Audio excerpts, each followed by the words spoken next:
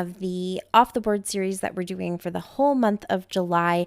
Day 8 is actually part 2 of my mini album. So I did show you at the beginning a new, well, it's not really new, but I showed you kind of the next step of the inspiration. So part 1, the inspiration was just the template that had been put together to create the mini album. And then step 2 was the kind of decorated page that you saw that I showed at the beginning, just sort of an example of how you could decorate this. I will leave the link down below so that you can go and check it out if you want. There's a blog post for it, and kind of take a look at how the original was created and how she kind of folded it all up. I think she created it to be sort of like a card that when you pulled it out had all these pictures and stuff, but I really wanted to do a mini album. So go and check out that first video. I'll leave a card for it somewhere around here. So you can click on it and just kind of see how I scored and cut these pages.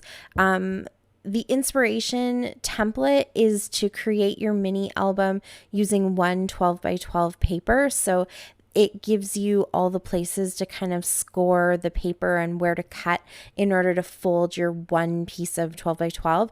I had too many pictures for that, so I actually did this with 3 pieces of 12 by 12 paper, and then I've kind of stuck them all together and, glued them in certain spots and used some score tape, and I even sewed a binding into it just to have like that extra bit of security and make sure that it's going to hold together.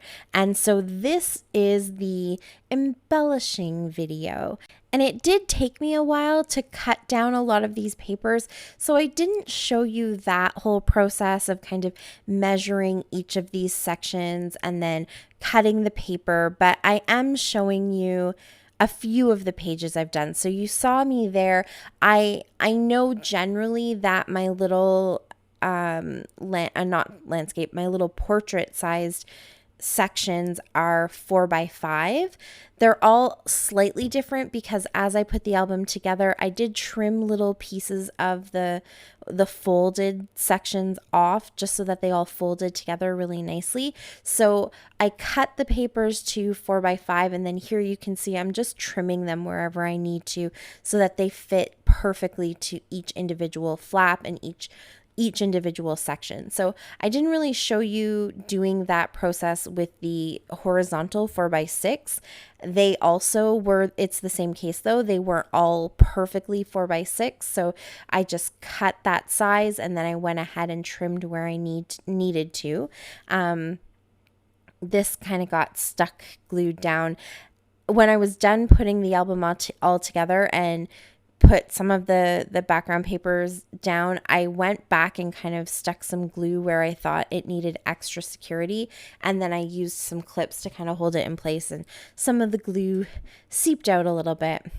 Oh, so here I'm actually going to show you the binding that I did. So right in the very center of the album where I knew I was going to go through all 3 pieces of paper, which is actually technically 5 pieces of paper because one of them, the horizontal 4 by 6s, actually cut them into 3 individual sections instead of keeping them all together. So I just found the very center of my album and I'm just using a push pin. It's got a really sharp tip on it so it can go through all of the layers that I have. And I went ahead and created my center hole first and then 2 holes on either side of it. They're probably 3/4 of an inch wide just because that's what kind of fits with this album. I wanted to make sure that I got both layers of the outside pages. You'll see what I mean when I'm actually, here you go, when I actually flip them over. The outside 2 pages are layered on top of each other. So I wanted to make sure that each of those layers was part of that binding twice.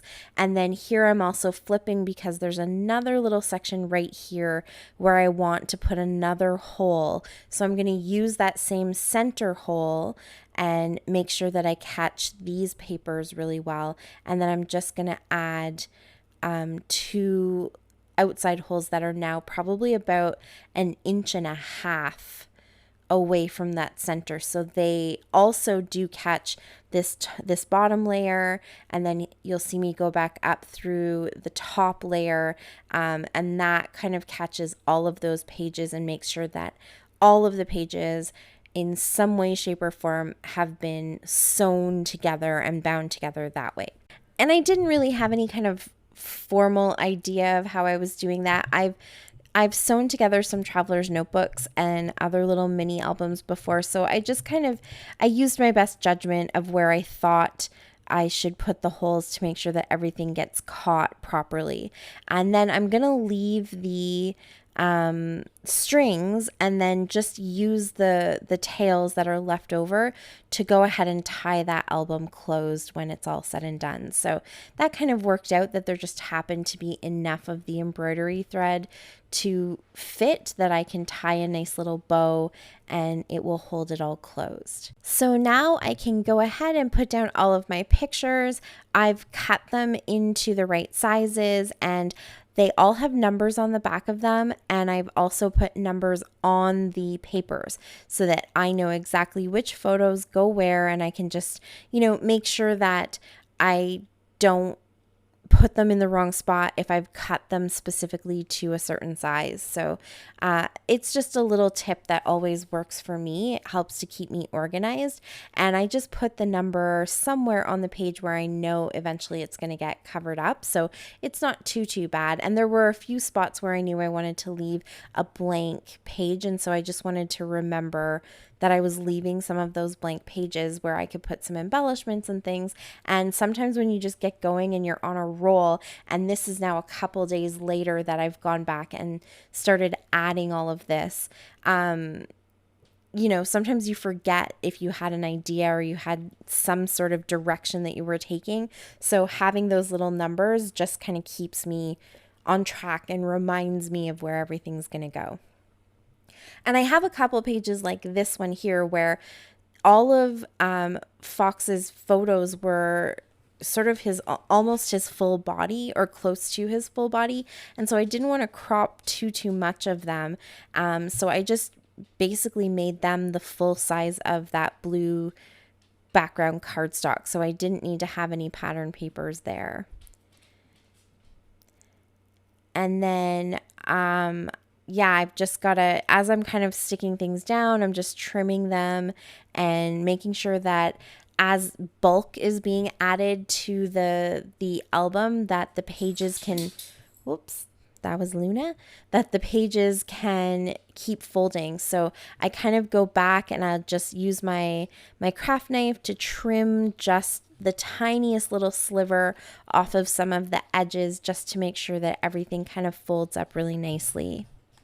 I think I mentioned in my other video when I was putting the template together and kind of, or the base, I guess you could say, together, I had mentioned that there are several designers. I know Paige Evans, for example, who have created cut files where you can actually just find the cut file. Oh, Luna's going to make herself comfortable here beside me and make a lot of noise. Sorry about that.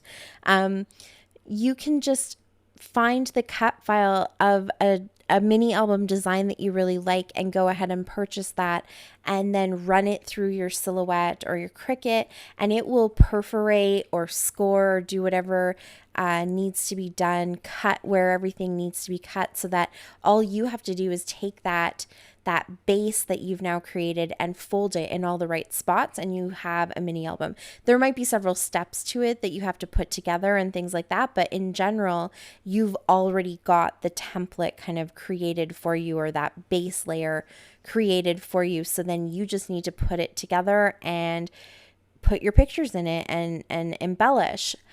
So those are a lot of fun. And if you've never created a mini album in this way before, where you aren't using an album that's already been put together, or you haven't maybe pre-purchased, some sort of mini album that's already made for you, and you don't want to attempt what I'm doing, which is kind of just taking a basic idea and folding things up and then putting it together kind of like a puzzle and seeing what works for me, using some of those templates is definitely a great idea. It gives you a really good idea of sort of how to go about folding things and constructing things, and where you need to give yourself a little bit of room, and where you need to kind of remember to, create those little margins that I talked about so that paper all folds together nicely. And it's really good practice. So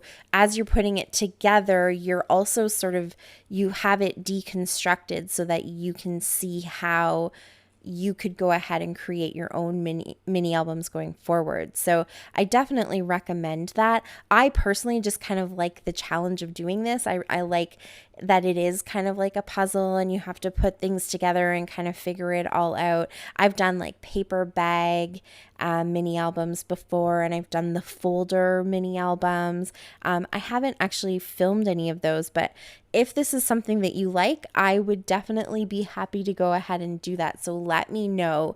Okay, so here I'm going to start to give you a bit of a flip through so you can kind of see.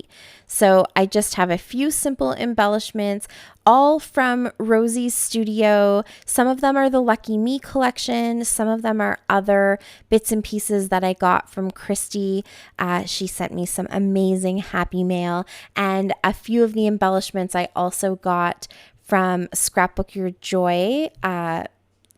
Lisa sent me some amazing happy mail as well, and I got to pick a few goodies from Scrapbook Your Joy. So I put all of my Rosie Studio stuff together to create this, and these little phrases and words just work so perfectly. They have just enough dimension to them that they're kind of interesting and cool to look at, but not so much dimension that they create too much bulk in the album.